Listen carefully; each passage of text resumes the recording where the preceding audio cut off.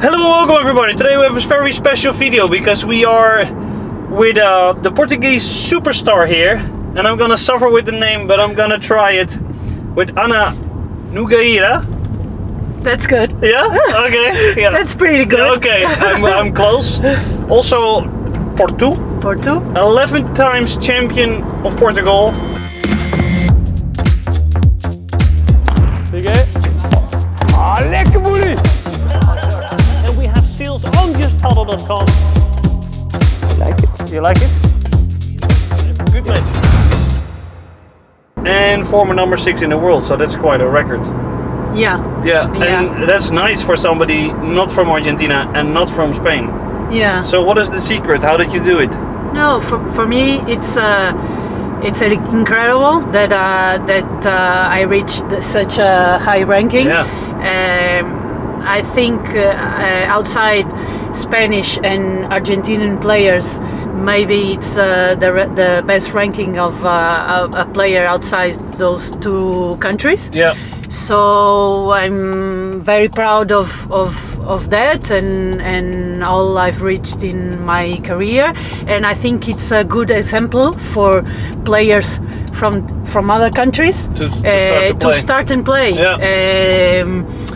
Now there's French player, Italian players, Swedish players, and maybe in a few years Danish players also, and in the main draw and in top 20, top 10, and I think that's the way for paddle to grow. Yeah, it's super nice. And you feel like the level is improving a lot, because sometimes I see new faces doing really well. And I feel like the level is getting quite high. Yeah. Especially already from the first rounds of the main draw, is like already super high level. Like Mappy and the two sisters, they lost the match against first round against Torsi, an Italian. Yes. And Patti. So it's changing a lot. Yeah. The last few years, the girls paddle, it's improving high level. There are no easy first rounds anymore. No. And everybody has to fight and win all the matches since first round. Yeah. And that's great. And what do you feel? What changed? What is like the new ladies paddle? Is there something that you can say, wow, that's different than the last couple of years? I think a lot of power. Yeah.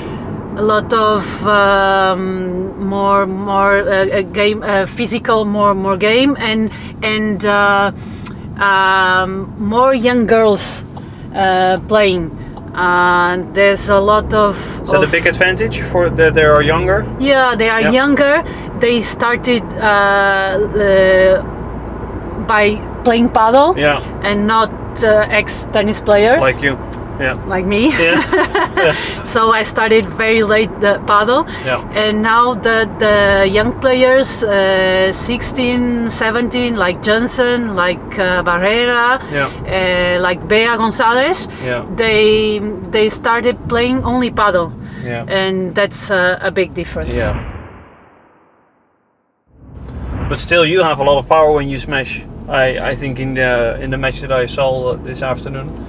Well, at least I try. Yeah. No, it's super hard. Because,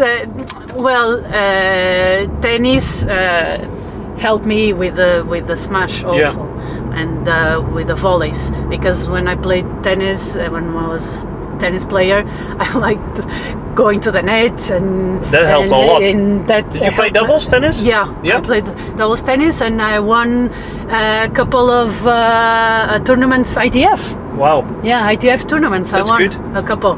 So because I liked it to go to the nets, it helped me with paddle, with the volleys and kick smash, and the power smash.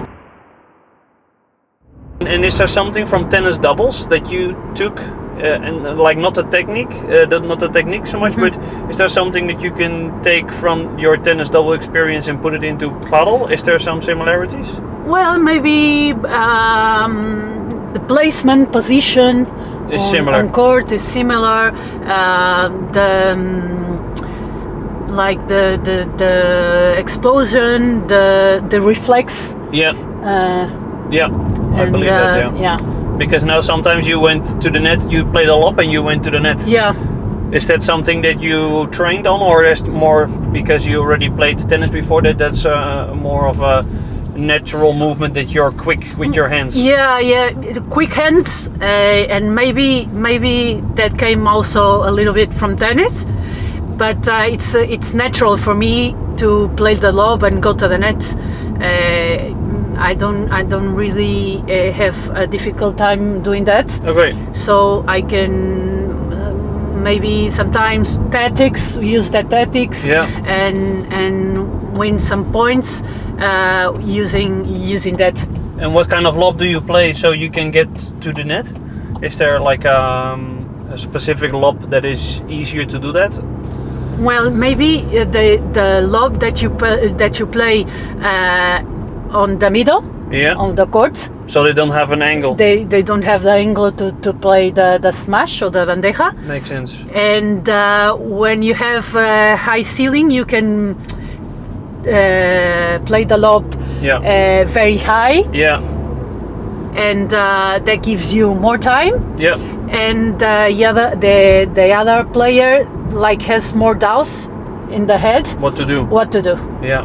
Yeah, they have to think. So I overthink always everything, and if they lob so high, it's like okay, I have so many options in my mind that I just don't know what I have to do anymore. Yeah, that's it. Yeah. And if you go to the net on that play, the one that is has to try the smash or do the bandeja. Yeah. It's always thinking if you are at the net, if you go back, and it's a lot of creates doubt. Yeah, and that's where they make mistakes. Yeah. Because what I saw in the match, that you played a very tight match and you won. It was 5-6. No, it was 5-4. They had a match point, golden point. You won the golden point. Yeah. 5-5. 5-5. You won the. We lost the golden point. The golden point, and then you won the golden 5-6, and point. then we won the golden point. 6-all. Tiebreak. So tense the match, Yeah. and you saw that your opponent was going out of the court every single time. Yeah. To a little bit time wasting, but also to get air back because I think she felt she was losing. Yeah, and she was tense. Yeah. And so she tried to pause a little bit on the between points. Yeah. To get more air, to relax a little bit. Yeah. And but that's tactics and that's paddle. Yeah. And do you like the golden point, or is that something that you? Not really. No. No. Why not? No. I don't know. I think sometimes you watch a match and the result is like 6-1 or 6-2. Yeah. And maybe the match is like 8 golden points, and doesn't reflect what was in the match, what really happened. Yeah. So and I think it's not really fair. No. For the it's player. It's a lottery a little bit. Yeah. Yeah. Yeah. So what do you do on the golden? I'm hoping that they change it. They change after it this interview. Well, but I'm hoping to play the Premier tournament. Yeah. that I think they play with advantage. Yeah. So the shout out to Premier Padel if they don't have the golden point. Yeah. I'll be mad. Yeah. Is there some tactic that you use for golden points? Because if you know maybe they struggle because it's tense, that you play like this ball that they don't know what to have to do. Many couples have that tactics to make a good lob, a good high lob, and the two players come to the net and try to block, to do the stop volley. Yeah. And but your tactics that sometimes you were going and your partner stayed behind. Yeah, but sometimes we try to change, and my partner and I started to go a little bit both of us. Yeah. Is that something that there's also a decision? Because if one stays behind and one is at the net, they have to make a decision, and that's also complicated. Yes. So you change a lot of those things. Yeah. So it's like if it works, we repeat. Yeah. But if it doesn't work, 1-2 points, we have to change it immediately. Yeah. So we don't have, because there's not a lot of time to waste 3 or 4 points. And that's why we are always like trying to change, and if it's not working, we have to change it right away. Yeah, I understand. Is there something that you train physical outside of the court to get the power of the smash, or to train your body? Yes, of course. The physical part, you have to train strength, a lot of explosion, reaction, speed, velocity, and then that helps to make that play in one when you have to play. And is that similar to what you did when you were training on the tennis court, or is it that you changed the way you? It's a little bit different, because when I played tennis many years ago, the physical condition of now, it's improved a lot. Okay. Like scientific knowledge and different stuff you do now. That it's better for the player, the athletes, because now the athletes play longer. They have longer careers. And I think that's because of the strength condition, the physical training. It has improved the knowledge. The knowledge, what you do, is improved a lot, and also the recovery part. That's improved a lot along the years. So what do you do for recovery? Because now this is the toughest year so far for all the players. Lot of travel. Yeah, and they don't know what they have to train. They don't know what tournaments they have to choose. Yes. Or they have to play all of them, like the Premier Padel and the World Padel Tour, and it becomes so much for the body. So what is something that you do for recovery? Well, we have to pay a lot of attention to the rest, the sleep, and what you eat. That's my physio always tells me that that's a big part of the recovery. If you sleep well, if you rest well, and if you eat well, that's an important part of the recovery. And what is something that is good for recovery to eat? Is it you take extra protein shakes, or? Yeah, we have the supplements of protein, recovery shakes, well, and some products like creatine, and so on. And then you have the part of the massage. You do a lot of stretching as well, or like yoga? Stretching, I don't do, because it's a bit polemic, the stretch part. It makes you slower, or? No, some say that stretch is no good, and because by the end of the match or the training session, you have the muscles like tired and very tough. And if you stretch, you're doing the muscles like this. So maybe it's not so good to stretch. I do a lot of mobility, dynamic stretching, and I think it's better. That makes sense. I feel better with that. You feel more active. Also before the match. Also before the match, I do mobility, and the cables, dynamics. Yes. Okay.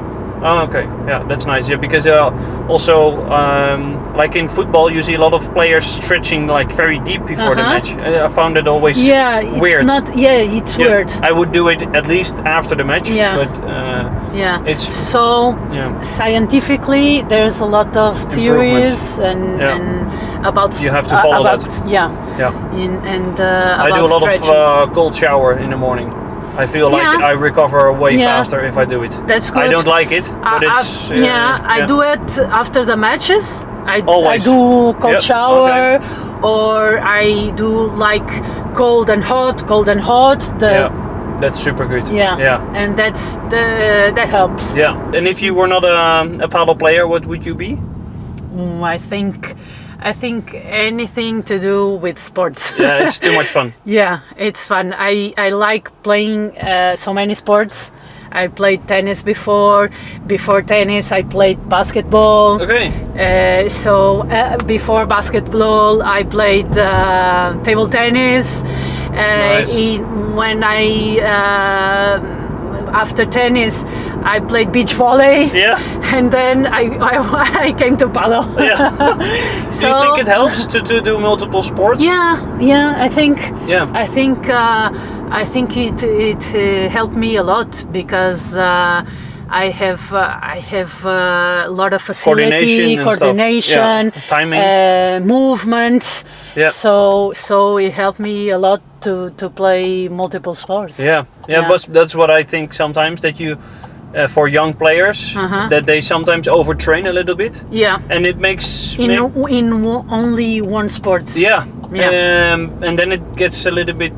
I don't know. I stopped playing tennis because I was training every day 2.5 hours, and then I stopped when I was 13 because it was not fun anymore. Okay. But it was, if I just did like 2 times, I had to choose between football and tennis, and I think if I just continued to do both, it will be way more fun. Yeah. And it's like if you play football, also you learn a lot of stuff. You learn.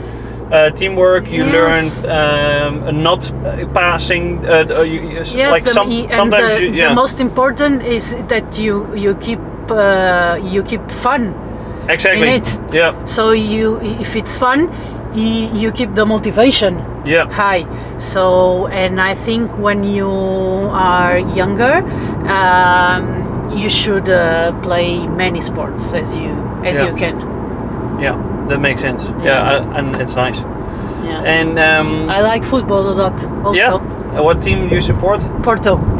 Yeah, that's a nice club. Yeah. So many good players from there. So they have such a good youth academy there. Yes. It's good. A lot also with tradition. I don't know if I can say it, but also Benfica also has a lot of good football players. Of course. For the women that are watching, what do you think for like a club level woman? What would be the best thing to train for a woman or for a girl that's like 14, 15, but they can play well? I think that the first thing is keep playing and keep having fun. Okay. But of course, the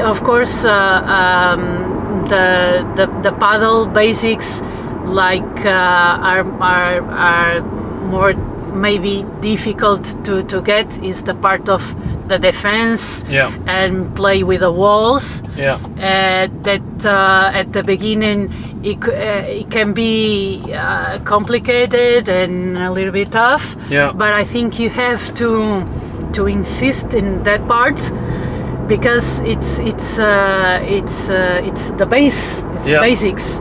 If you get a good defense, you can keep the ball in play, and then the other parts, the other things, you can improve in time. Yeah. So the defense is more important than the offense, you would say.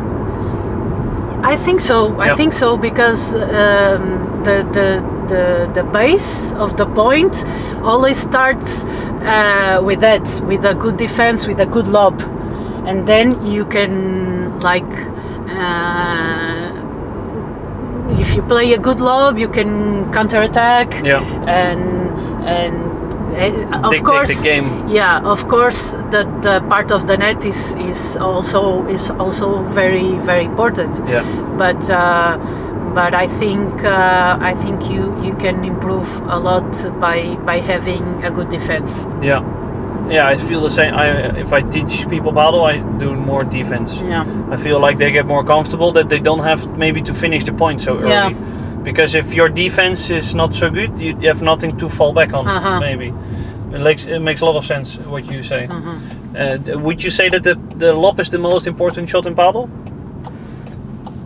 It's difficult to say because, but it's a base.